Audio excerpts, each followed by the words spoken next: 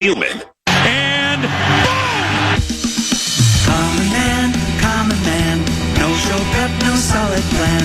Spins a yarn, begins a tale. The esoteric approach won't fail. Tune in, it's time for Common Man.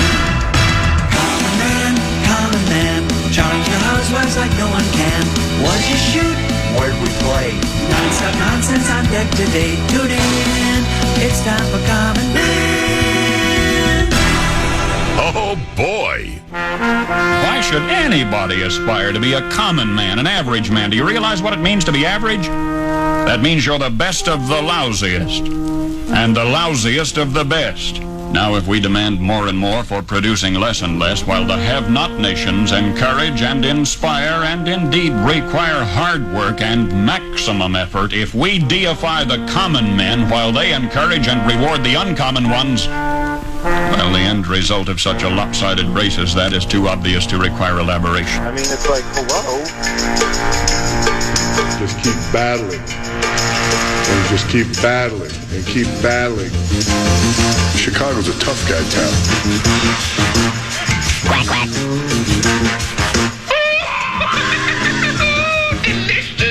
You just have to draw your own conclusions, people.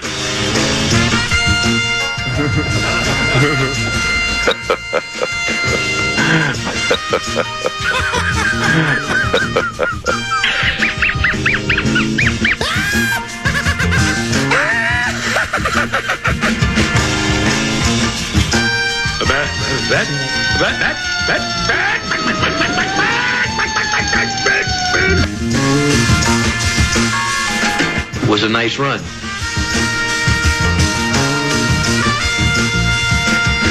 And the silence you hear is Lambeau Field.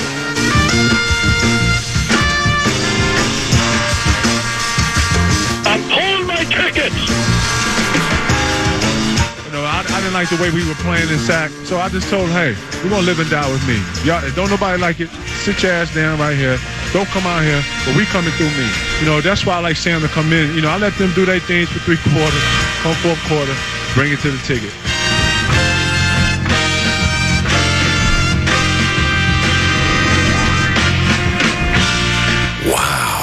What a great taking a terrible Big Ten team and putting them at a championship level mind.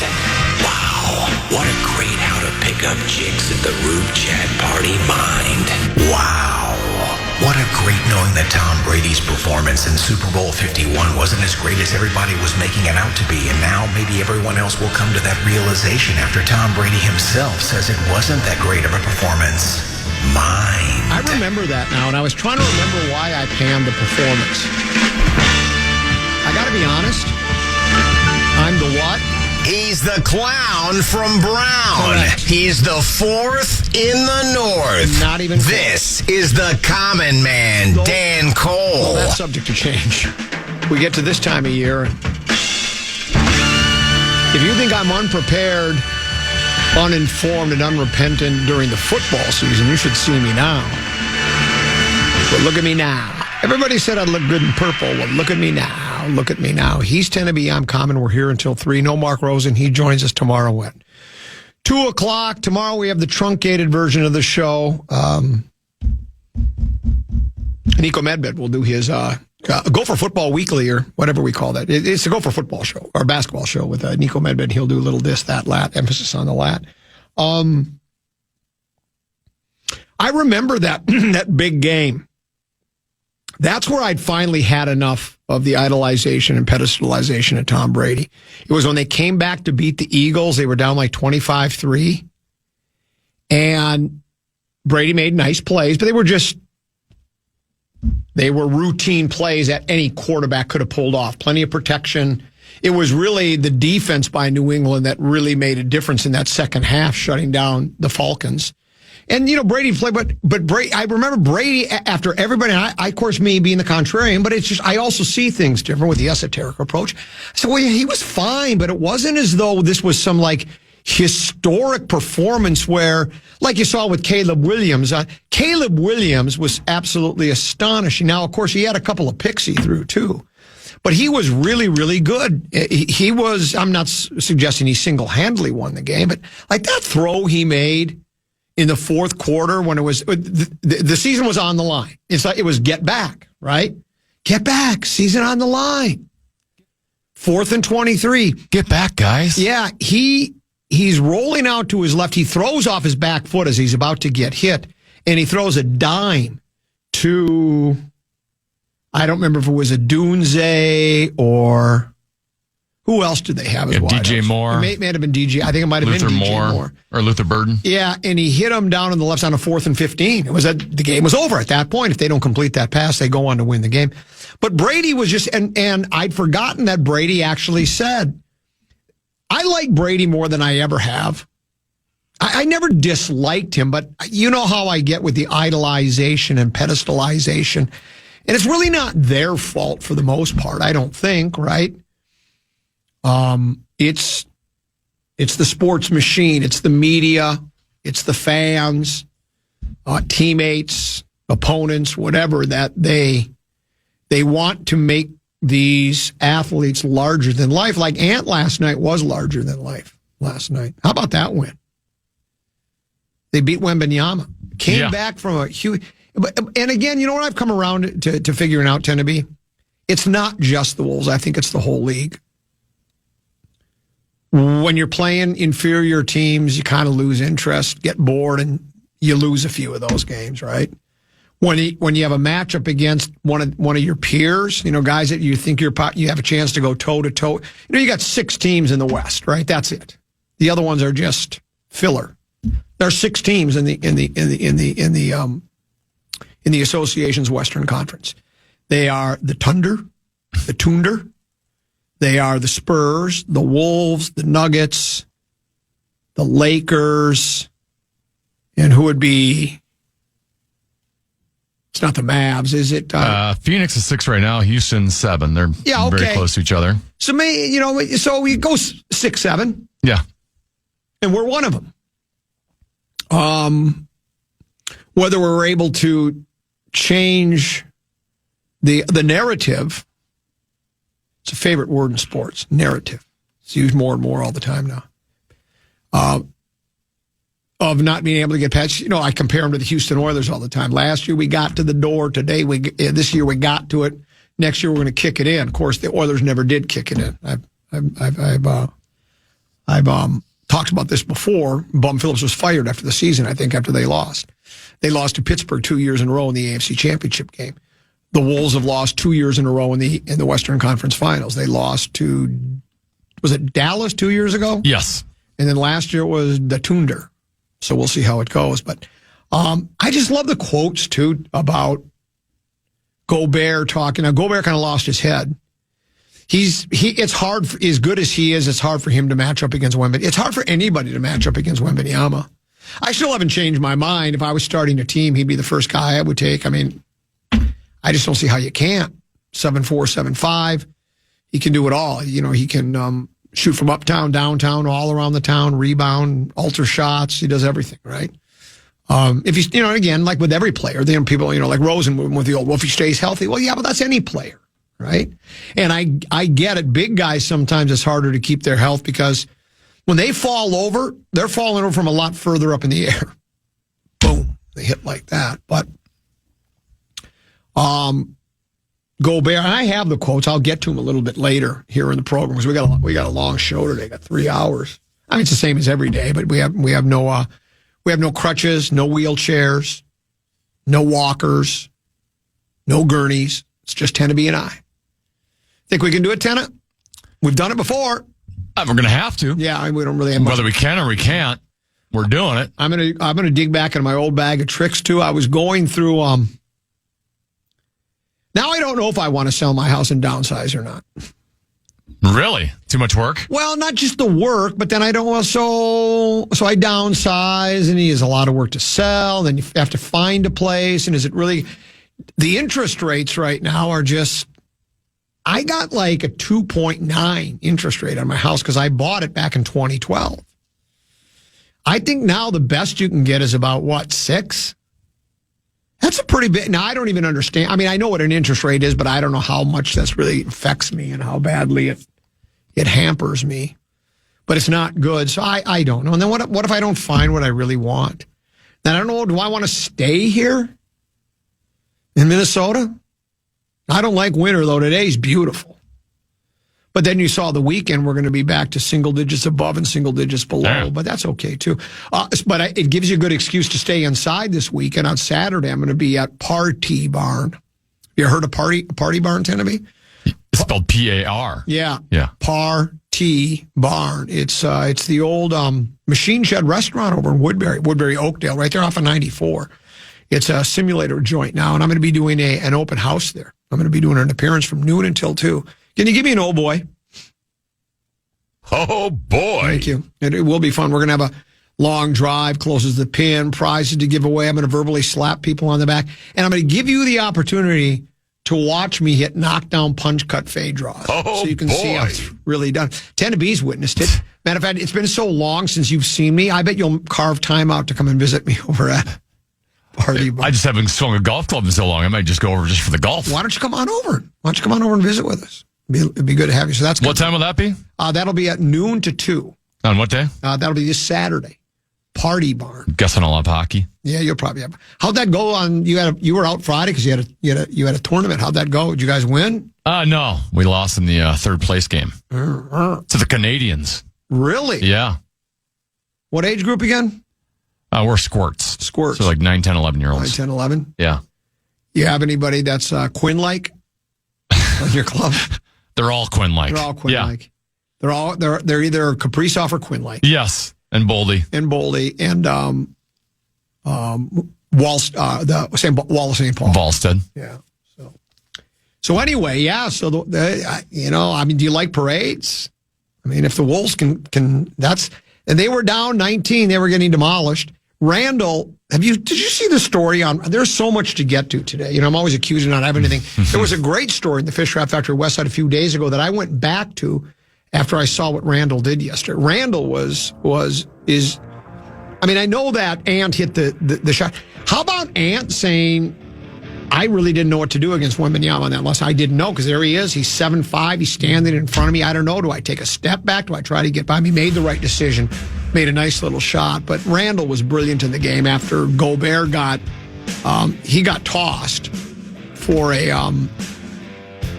technical. What do they call them? Something flagrant twos or something. He took a run at him or something like that. He's suspended for. Are they playing tomorrow night? I think they play Milwaukee, and I think he's suspended for a game because he's reached his limit apparently flagrants or whatever it is that you can have so you can play. So I think he's out. But there's so much to get to, including the NFL playoffs. A lot of fun. The finale last night was just okay. I mean, I don't care about the outcome. I'm just saying it wasn't a great game, even though there was some good defense, some bad offense too. But let's break. We got plenty to get to, including Peek at the Purple. That's coming up next, brought to you by our friends at Affordable Electric. So we'll do that next. It's Common and 10 to be here in the Common Man program on the Fan.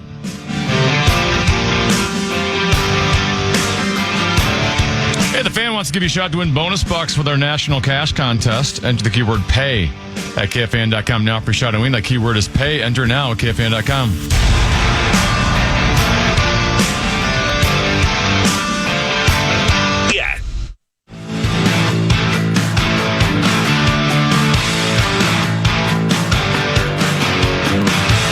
Every game is a big game when it's wild hockey. Joe Bonamassa. Feel the intensity and excitement at Grand Casino Arena this season. Get your tickets today at wild.com/tickets.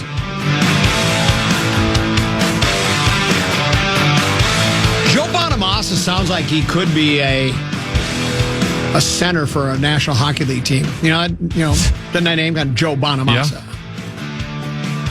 Joe Bonamassa and Megadeth. A couple 13-14 pass, Common Man program. I'm Common. I feel like it sounds more like a boxer name or a UFC fighter. Yeah, you're probably right. Yeah. Or it could be football. Well, a fierce pass rushing, rocket Gibraltar run stopping defensive lineman or a precise route running, sure-handed pass catching a tight end. By the way, if you're remodeling this winter before that drywall goes up, make sure The electrical is done right. Affordable Electric adds circuits, installs lighting, upgrades wiring, and solves hidden issues so your project is safe and future ready. Start to remodel the smart way. Book online, affordable-electric.com. Again, that's affordable-electric.com. And remember, Affordable Electric is shockingly affordable. Oh, boy. Joe Adamasa. Fish Wrap Factory West Side. Who did the piece today? Let me find it for you, Tenneby. I think it may have been, it was Kramer. It wasn't Gessling, it was Kramer. It may have appeared last night, but I saw it this morning when the sunlight hurt my eyes. It was a lovely day. By the way, where is it? Packers lose. Was there? I texted Badger Bob. I'm such a Richard. I texted Badger Bob. I said,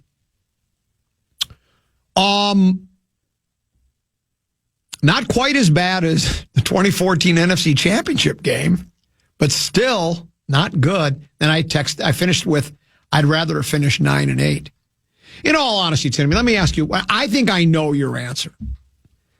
Because I've done the, NCAA tournament basketball where if you could read the future, if the genie's lamp, blah, blah, blah, and you knew you were going to get drilled in the first round, the 11 a.m. game on Thursday, or you would make a deep run in the NIT, get to the Final Four, and you'd be able to spend big fat stacks of booster-provided cash, now nil cash, booster-provided nil, who's ever given the money, in New York City, which would you do? And if you don't know, of course you want to do the one shining moment, Cinderella story, Cinderella kid, Glass, Chuck Taylor's, pumpkin turns into a coach. No, coach turns into a pumpkin. But, man, if Lions or Vikings, my two favorite teams, if I would have known what happened to the Packers were to happen, because I saw it happen to the Kitties back in 3 years ago when they had a 24-7 halftime. It was very similar, eerily. 24-7 halftime lead over San Fran. They end up losing, and San Fran goes to the big game, and Detroit hasn't sniffed it since. It probably never will. Meanwhile, the Packers, three possessions, 3 tutties, 21-3 at the half. They came to dominate. They came to dominate. They came to dominate, and they did. And I think even by the start of the fourth quarter, it was still 21-6. I mean, the Bears had added a George Soros field goal, and that was it. Little figgy, and then I don't even remember. It happened so quickly. I don't remember exactly how it all went down, but the Packers kept going 3 and out, or maybe picking up a first down and getting nothing. I mean, they couldn't move the ball. Then the Bears, Williams was really good. Their defense was really good, and they just turned the tables on them. And then, did you see the handshake or the lack thereof at the end of the game? I saw the quick one at the end. Yeah. Yeah. Those are the things I like. It reminded me of when San Francisco beat Detroit. This is 10 years ago, probably. This was when Harbaugh was coaching San Fran, Jim, before he went to Michigan, then back to San Diego. Was it Dave Schwartz? No, Dave Schwartz is the guy over at Care 11. Jim Schwartz. Jimmy Schwartz. Yeah. So he goes over there, and basically Harbaugh just gives him the back of his hand, right? He just kind of like that goes by him. And Schwartz at first doesn't, and then Schwartz chases Harbaugh down because he's so bitter about getting dissed. And the same thing happened. Ben Johnson offered, I mean, it's almost as if he thought, well, I can't get near Matt LaFleur because he might have brain-eating amoeba and I don't want to catch it from him. Or he might have the flu. Or he might have the boogie-woogie flu. Or he might have something that, maybe he's got African sleeping sickness. Maybe he's got testicular torsion. I don't want to get near him and catch it. And you could see LaFleur wasn't happy about it. And it goes, I still, by the way, did LaFleur meet today? Is he still the coach of the Packers? Is he getting an extension? Yeah, he's going to get an extension, okay. Yeah. Well, that's the reports. Much to the chagrin of Badger Bob, he wanted LaFleur out. Again, I'm not making the decisions. Do you think they asked the ownership group? Did they call each and every Packer fan and ask them? Did Sinekin get a call today to see if he was all on board with keeping LaFleur? Oh, wait, they're really not owners. They just kind of are. So, I'm sorry. Well, is that worse than Dark Stars cough? You just heard mine. I think I have his. Here's mine. Okay, ready? Sounds pretty similar. Yeah. His is a little more mucusy. Yeah. Sorry. No, that's okay. I just did it too. I don't think he had a cold. I think it was some love heaters. that one. If you remember the first news conference Ben Johnson ever did after being hired as head coach of the Bears, he said, it's the toughest division in football. I'm paraphrasing. I just saw the clip again, though. All three teams, in the North made it to the playoffs. Kevin O'Connell, Dan Campbell, I have the ultimate respect for. And then he pauses and goes, and I really enjoyed beating Matt LaFleur 2 times a year. While I always loved that one. Just kind of smiled. And I just thought that was trying to, keep that rivalry between Green Bay and Chicago. But it might even run deeper than that, because after in the press conference, they asked him about it. And he said, well, we're hearing a lot of noise coming out of that building up north during the week. And, again, I think Johnson knows what he's doing, right? Look what he did with Detroit. He was instrumental in helping get that offense to be the best offense in pro football for about a 2-3 year stretch. If not the best, I think statistically they were. And then he goes to Chicago in his first year. He takes a team that goes from worst to first. And those 7 comebacks, a lot of people are dismissing them. One of my, a friend of mine who I text and talk with more than anybody, when the Packers were up 21-0, I think he sent me a text that said the Bears might be the worst 2 seed in the history of the league. And it's like, I think they're a really good football team. Again, they have flaws. Sure, they do. And every team in the NFL does. Well, that's it. And that when you can come back, not just once or twice, but 7 times, and including in postseason play like that, that's pretty impressive. But I don't know if do we know it? Have you heard or read anything? Is there bad blood between Ben Johnson and LaFleur? Because if you were just kind of teasing him and Josh and I'm trying to get that thing going, which I understand, you want to do that. It's your rivals, you want to. It's one of the most bitter rivalries in all of sports, longest in pro football. No 2 teams have met. It's the longest standing running rivalry in the history of the league. But I'm with you. Like the one before the season, I thought that's a manufactured soundbite you're trying to give to your fan base to get them energized. But now that it kept going, and I think there was a Green Bay Packer heading into this week that basically said, this is who we want to play. Yeah. So I know even Caleb Williams responded after the game like, well, you got what you wanted. Yeah. Yeah, you got what you wanted. Yeah. So I just think I'm not a huge fan of what. I always like watching that meeting in the middle of the field after a game, especially if it's a hotly contested game, a really important game, to see how they react. And generally, there's not a lot of hugging going on, unless it's like 2 guys that had a long run. But even like when Ben Johnson and Danny Campbell, their 2 games this year, there was barely a whisper said between the 2 of them. But I'm not a big fan of that, so I don't know what Ben's got stuck in his craw, but it's something. But we never did get to the Vikings because they weren't in postseason play. Sorry. Peek at the Purple brought to you by our friends at Affordable Electric. For all of your electrical needs, affordable-electric.com. And remember, Affordable Electric is shockingly affordable. We'll pause, come back with a little Distat Lat here in the Fan.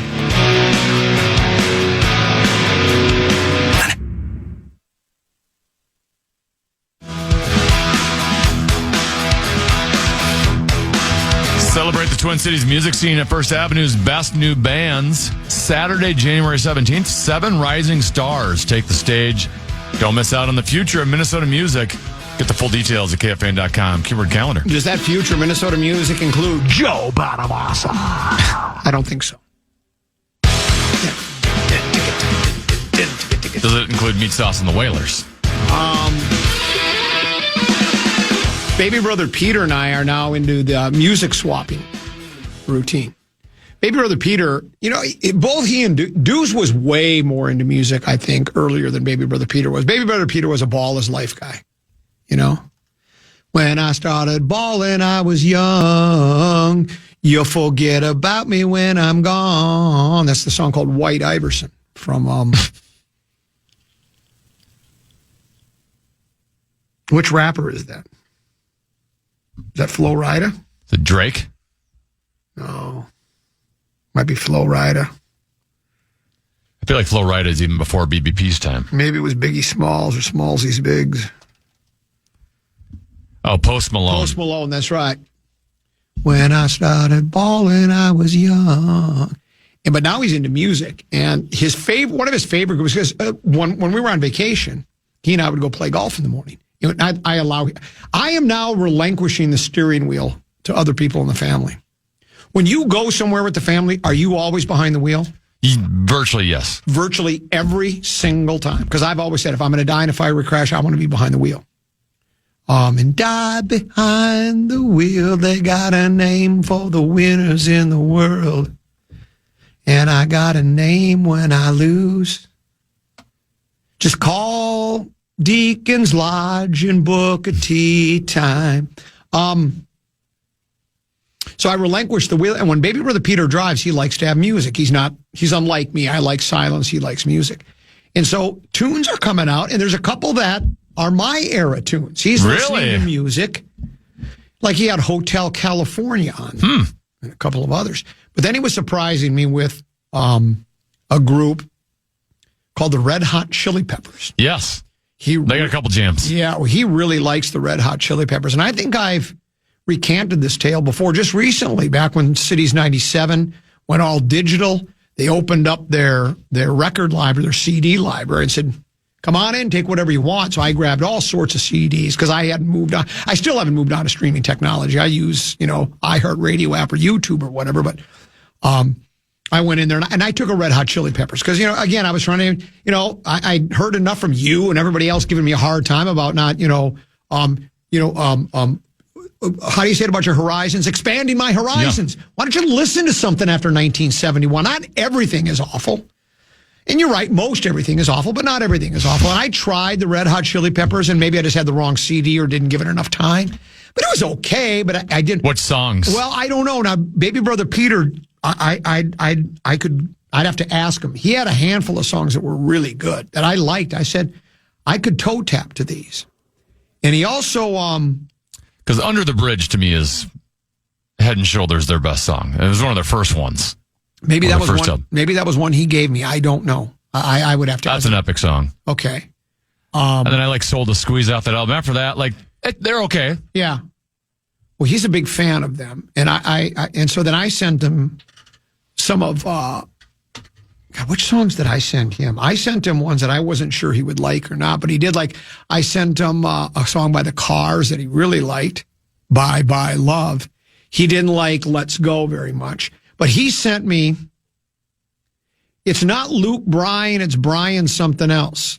Country guy. I don't know my country guys very well. Yeah, because I went to Swedberg, who I actually saw him today for the first time in 6 months. He was actually in the office today. Huh? And I said, do you know a song called Rivers and Creeks by Luke Bryan? Because I've never heard of that song before. And I go, dude, you're Mr. Country and Western guy. But it wasn't Luke Bryan, it's Brian. What's the name of the song? Rivers and Creeks. Zach Bryan. Zach Bryan. I don't think Zach Bryan is quite as popular as Luke Bryan. I don't think so. Because their names are kind of, their names would be like, what do we call it? A palindrome. But he sent me a song called Rivers and Creeks, and I kind of liked it. And I'm not even a country and Western guy, real unless that's Conway Twitty.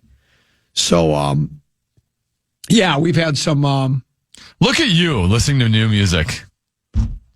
Yeah, well, I still won't give up my old stuff. Oh, you don't have to. No, but I still, I've explained it before. So, it's like I don't drink beer, but when I don't drink beer very often, but when I do, it's Dos Equis. Remember that smartest guy in the world? Yes. Brilliant, right? And I don't listen to music often, but when I do, I listen to stuff I'm familiar with because I like it. And I should expand. I'm expanding my horizons a little bit. It's kind of fun. But anyway. Listen to Weezer's Blue album on the way home. All right. You don't even have to skip any of the songs. Really, just that go good? 1 through 10. They're all good songs. Produced by the late Rick Ocasek, who was front man for the Cars. So I was going through some odds and ends. I think I've read this on the air before in the last couple of years. Back in the old days when when I was first working here, the biggest mistake that before we were iHeart, we were Clear Channel. Before that, we were like 4 or 5 different companies. The biggest mistake they ever did was not hiring Brian Lambert, the radio and television columnist for the Pioneer Press, as the general manager.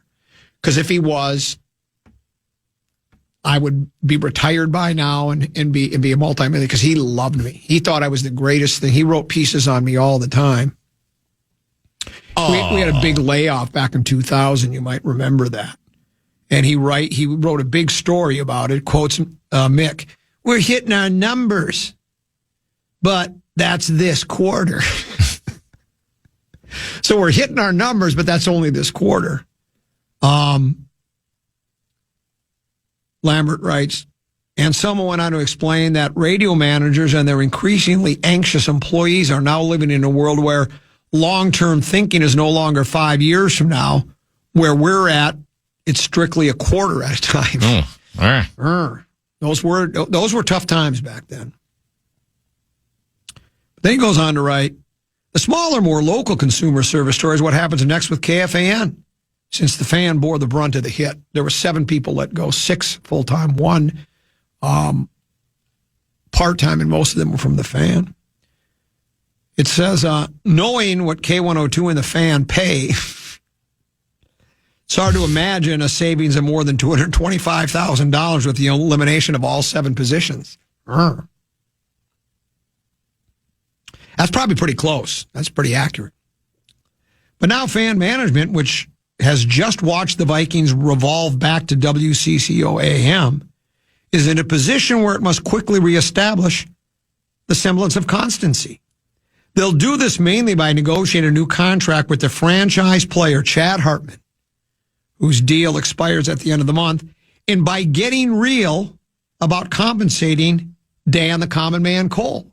Now, let me read that again.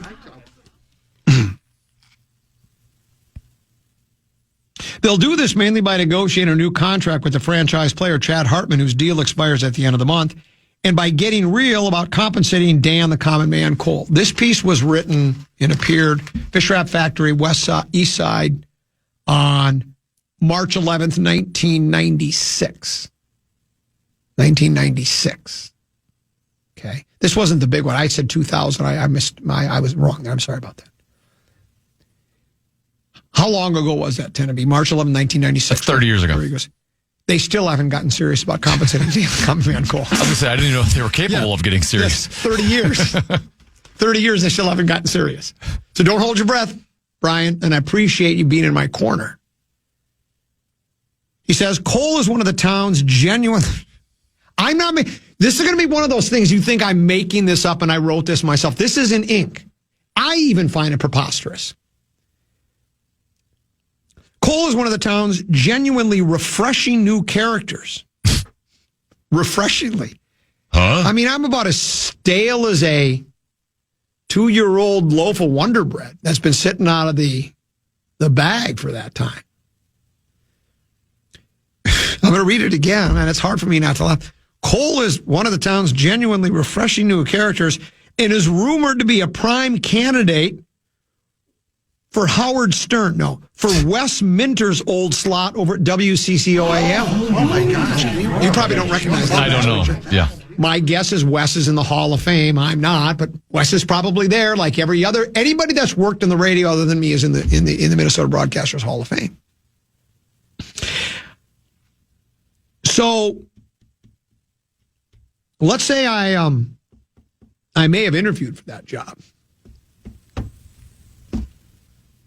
It's possible. May have interviewed for that. Perhaps. Perhaps. They were offering more money, but it was like the hours were just simply awful. Then they wanted me to help out on another show. So I would do mine. And then the guy that came after me, I was going to like hang out with him. I was basically doing a Chad and Barrero. Yeah. I was like, well, but it's overnights. I like my chances here better. I think I made the right decision. But, yeah. And then there's this one. This is the one from 2000. KFAN's Chad and Barrero show will be getting more Barrero. Oh my gosh, can you above average at that? Wow. Chad and Barrero is, as I've said before, the best place to go day in and day out for a reasonable, open-minded, Minnesota-like conversation. I never remember it being like that, but maybe it was. One problem, though, has been that between Hartman's Timberwolves announcing duties and Barrero's far-flung beat coverage, I ought to start writing my column earlier is what I would have started doing. It's rare when the two are together in the studio more than 3 hours in a row. Together, they make a couple of the best customers the U.S. airline industry has ever known.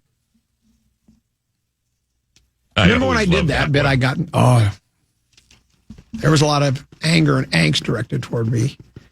Barrero was flying to Atlanta to cover the Wolves. It was during the show, the Chad Barrero show. I said, well, did he really have to leave then? So then I went, of course, went to Delta. It might have been Northwest at the time. And I looked at every flight between Minneapolis and Atlanta that day. There were like 25 flights. Could have left early in the morning, late afternoon. Could have done the show and went. I was told that's none of my business. And just keep to yourself, which I did. Well, I knew my lot in life. I was dressed down in no uncertain terms.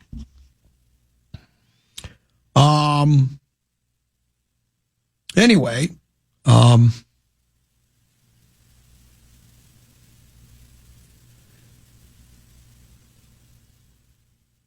hence the running joke about the Chad or Barrero show. That's what they called it. It's either the Chad or Barrero show. It's basically just 2 more hours a week, says Barrero, playing down the significance of the extra airtime. It's not like some massive redistribution of time. He says that in addition to the 2 extra hours with Hartman in the afternoons, the fan will also be plugging him into Bob Yates' Morning Drive show Wednesdays and Fridays as well as Mondays. So are we talking Major Jing here? Barrero said, well, they made it enticing. I always love Not obscene. That came later. Yeah. This just, they made it enticing. The thing is, I like doing this. I like the extra outlet. But the station has always been clear that the paper comes first. And then he just gave up on the newspaper. Yeah. Which was smart. Which I guess means there'll be a lot of times when I'm not here calling it in.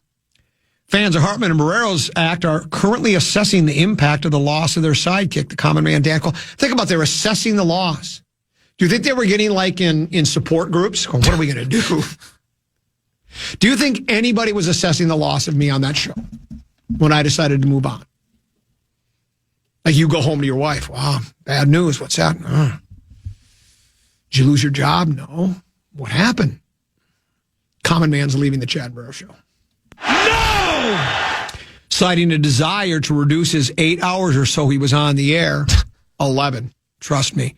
Either hosting his own show or playing a supporting role on theirs. Cole removed himself as a Chad and Barrero regular about a month ago. Then in parentheses, he writes, a compulsive golfer, the fact that local courses are about to reopen had more than a little to do with his decision. I always love that one. Well, Dark Star would say, well, there's that. Fairways before frequency. Correct. And a Porky Pig would have said, that's all, folks. This is where it gets preposterous. But Cole played a critical role in the Chad and Barrero ensemble. He was the much put-upon outsider, sandwiched between two consummate insiders. If the average KFAN listener, this is what he describes as Lambert describes as the average KFAN listener, a 29-year-old man working as a parts delivery guy. Do you think that's our average listener? Sure. If the average KFAN listener, a 29-year-old man working as a parts delivery guy, couldn't always relate to the couple of high-flying dukes of the kingdom of sports, there was always Dan Cole, wheedling and haggling for a free meal, free golf, and a free car from one of his many sponsors. Free, I always love that free. Everybody wants something for free. Cole has been replaced by Joe Mr. Fun Anderson, who is as alert and competent a producer sidekick as any radio show could ever want. But he's not a character. Not like the common man, anyway. So by saying he's not a character is first an insult, and then saying he's not like the common man is actually, I think, a compliment. A compliment. Yeah. Barrero says there's no question that this show was at its best when we had a fully engaged Cole in the mix. It's just a question of keeping him fully engaged.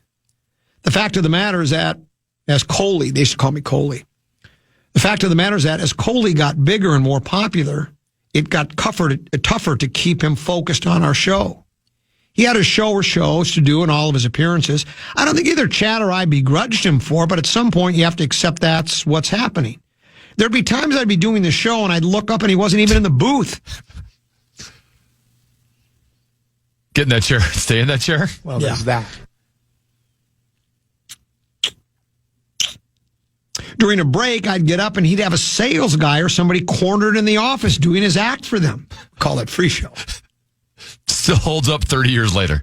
I'd tell him, that's great stuff, but it's not like it's doing us a lot of good out here. But don't get me wrong. The invitation is always open if he wants back. I'd like to swap spots with Justin Gard. I want back. I want back in. Me and Barrero together. Super show? Super show every day. Justin Gard can do noon to 3. I will not veto that trade. You would not veto that trade? I will endorse it. You would love that, wouldn't you? No, I think I'll just stay where I'm at. We did need a little super show back, though. I miss it. We did one the other day. Did you hear about it? No. We did one. I came in. Tell me if you believe the story. I forgot something in the studio. Shocking. It was my lunch pail. And then I sat down. He invited me to sit down and we talked. Yeah, it was kind of fun. Oh. We got a lot of good response to it. A lot of people liked it. I love Super Show. Yeah, it was a lot of fun. We might start doing that again. By the timing of this is great, though, because he mentioned Joe Anderson, Mr. Fun. He's playing Password Friday. Is he really? He basically invited himself in. Well, good. On a text last night. Here's one. If I'm not mistaken, your average listeners are females between 18 and 27. Well, that's true. I'm the radio Romeo. Baby. I do have a lot of female listeners. They do. They like the alley cat charm. This one says, I'm actually a 29-year-old male and drive from house to house doing therapy for a living, so I fit right into that average listener. Here's another that said, get in that chair and stay in that chair, or we'll find somebody who will. This one says that fully engaged comment needs to be part of a sounder for the Common Man program. Yeah, I was not always fully engaged. Ooh, breaking news. Breaking golf news. They're allowing, let me guess, they're allowing Brooks Koepka they're welcoming him back with open arms to the PGA Tour. Correct. Brooks Koepka is returning to the PGA Tour through a new returning member program. He is already committed to playing the Farmers Open and the Waste Management Phoenix Open. This is a temporary pathway that allows players to return if they have been off the PGA Tour for 2 years and have won a major or a players' championship between 2022 and 2025. The LIV players eligible for this program are Bryson DeChambeau, John Rahm, and Cam Smith. Yeah. In other words, funny. We'll take the really good players back that bring eyes to the TV, but the rest of you are out of luck. Yeah. Well, you know what? The truth of the matter is, with this LIV stuff, maybe we can talk about that. We got plenty to get to. Because I have some... When I saw the Koepkas, well, I can just do it now. When I heard the Koepka might be coming back, do you remember when it first all came down, when LIV started? I thought it could be one of those things that would be drawn out for years and years and years. But what's happened is, if the main guys, the big names, if Koepka, Rahm, who are the other two that you mentioned there? DeChambeau. Cam Smith. And even to a lesser degree, the Dustin Johnsons of the world, if they leave and it's just those B-level players, no one will watch Live Golf ever again. No one's watching it now. Not many people are watching it now, but if you do, it's because you want to watch Bryson. Rosen just likes to watch DeChambeau scatter the ball all over the golf course. He likes watching him hit it 3 fairways over. Even if he's out of the tournament, they should show every one of his shots. Absolutely. But, yeah, so that's what this is all about. And you know what? It is good for the PGA Tour to have him back. And I quite frankly don't care. I would be a bit annoyed if I was one of those guys on the tour, yeah. Yeah, that I was, well, wait a minute now. I turned it down. I stood tall for the tour. I turned down multiple millions and millions of dollars. And you left. And I thought, okay, teach his own. Now you got to get all that money. Oh, and we're welcoming you back, but it works out for the tour. And if I'm the very best players, I don't think any of the majors like McIlroy's Masters, that's not diminished because most of the guys that were on Live, the big names, they were exempt anyways. They were playing in the Masters. So it's not like, 8 of the best players in the world weren't there. So, good luck to you. That's an asterisk jacket, but it really wasn't. So we'll pause. We'll come back. Tennessee, you've got a 5-3-4 tease for us? Is Deuce devastated?